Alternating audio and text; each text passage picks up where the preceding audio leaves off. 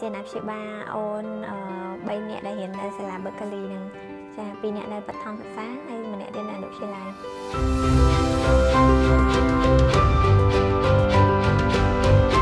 ចាដំបូងឡើយដើមហេតុមកពីកូនគាត់ថាគាត់ចង់ដូរសាលាដល់ហើយយើងក៏ស្វែងរកមើលសាលាផ្សេងៗតាម page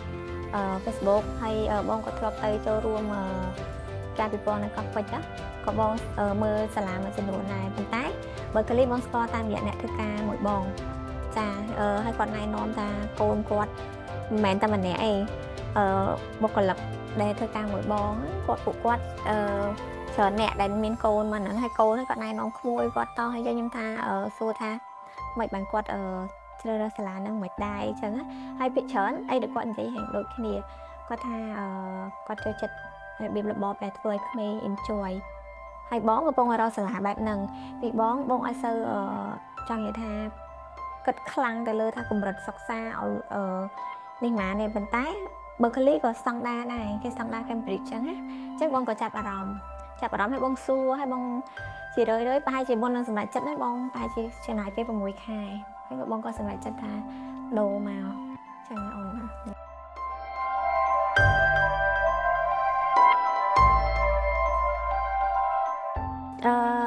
ចំណុចឥឡូវហ្នឹងអូនចូលបានរយៈពេលប្រហែលជាមួយថើមហីចាអីដែលបងពេញចិត្តជាងគេហ្នឹងគឺសេវាកម្មរបស់សាលាហើយទី2បងតាមដានសុខភាពផ្លូវចិត្តរបស់កូនបងដែរអញ្ចឹងពេលមកដល់បងសួរគាត់ទី1ថាគាត់ទៅចិត្តសាលាគាត់អត់យ៉ាងម៉េចអញ្ចឹងណាចាហើយឥឡូវរីសាមកគឺថាកូនគាត់ចូលចិត្តហើយគាត់ទៅសារសាលាថាម៉ោងពិសេសកូនប្រុសបងម៉ោង Science គាត់ថាគាត់ចូលចិត្តតែគាត់ enjoy ម៉ោង Science មានការពិសោធន៍ផ្ទាល់នៅក្នុង lab នៅក្នុងអីចឹងហើយមានម៉ោង computer ម៉ោងអីគឺគាត់មិនបាច់យក laptop យកអីមកខ្លួនឯងគឺមានសាលាមាន set ស្រាប់សម្រាប់ពួកគាត់ចឹងណាចឹងគាត់ enjoy ហើយពេលដែលកូនបងមានបញ្ហាអីគឺសាលាផ្ដល់តំណែងមកគឺគាត់តាមដានកូនបងល្អិតល្អន់ហើយពិសេសមួយទៀតហ្នឹងគឺនៅសាលាគឺមានអីប្រចាំការអញ្ចឹងទៅហើយអញ្ចឹងកូនបងគាត់ឈឺគាត់ក្តៅខ្លួនគាត់អីយើងដាក់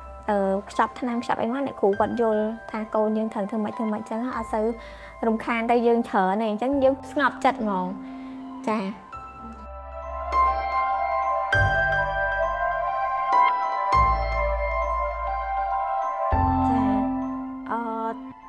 ខ្ញុំ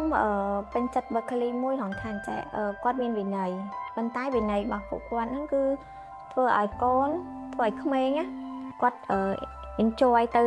ក្នុងពេលតែមួយអត់ feel ថា pressure ពេកអញ្ចឹងទៅក្មេងគាត់ចេះចិត្តសាស្ត្ររបស់ក្មេងហើយនិយាយទៅខ្ញុំបានជួបនាយិកាចាអញ្ចឹងឃើញថា vision របស់គាត់ណាគឺគាត់យល់ពីក្មេងហ្មងគាត់យល់ថាអូខេក្មេងត្រូវការសិក្សាហើយជាមួយនឹងអាភាពរីករាយ along the way ដែលគាត់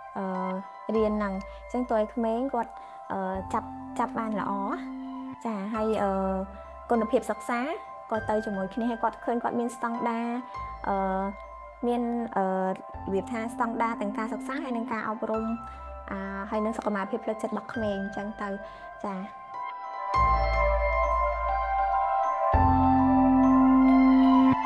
ប៉ុន្តែខ្ញុំក៏បានណែនាំទៅមិត្តភ័ក្តិបងប្អូនមួយចំនួនដែរឲ្យគាត់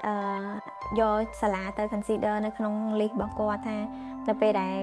គាត់ចង់បដូរសាលាកូនឬក៏ចង់ជ្រើសរើស enroll កូននៅចូលរៀនអញ្ចឹងណាដោយសារតែហេតុអីបានត្រូវជ្រើសរើស Berkeley ទី1គឺថាសាលាគឺគុណភាពស្តង់ដារការសិក្សាបែបអន្តរជាតិស្តង់ដារ Cambridge មាន3ភាសានៅក្នុងហ្នឹងហើយអីដែលបង recommend មួយទៀតហ្នឹងគឺការសិក្សាឲ្យមានការអនុវត្តផ្ទាល់នៅក្នុងថ្នាក់ហើយនឹងសុខភាពរបស់ក្មេង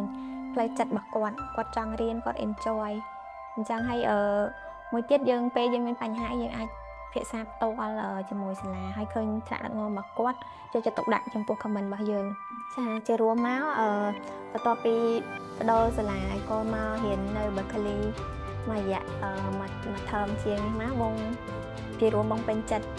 នឹង អីដែលសាលាផ្ដល់ឲ្យកូនបងហើយសំខាន់ពេលដែលបងសួរ check ជាមួយកូនទៅកូនពេញចិត្តគាត់ថាគាត់ចូលចិត្តសាលានេះហើយទាំងស្តង់ដារទាំង environment គាត់ចូលចិត្តគាត់ feel ថាកន្លែងគាត់គឺគាត់អីដែលគាត់សរសើរជាងគេគឺបងអត់អាចថាคลิกកន្លែងហ្នឹងគឺគាត់ថា clean ណាស់ម៉ាក់សាលា clean ហើយបងពេញចិត្តកន្លែងហ្នឹងគាត់ថាអនាម័យសាលាវាសំខាន់សម្រាប់សុខភាពរបស់កូនណាហើយឃើញថាថ្នាក់ដឹកនាំគាត់យកចិត្តទុកដាក់អញ្ចឹងបងអរគុណហើយបងពេញចិត្តដែលប្រូកូនមករៀននៅសាលានេះអរគុណអូនអរគុណ Berkeley International School. Dream, believe, achieve.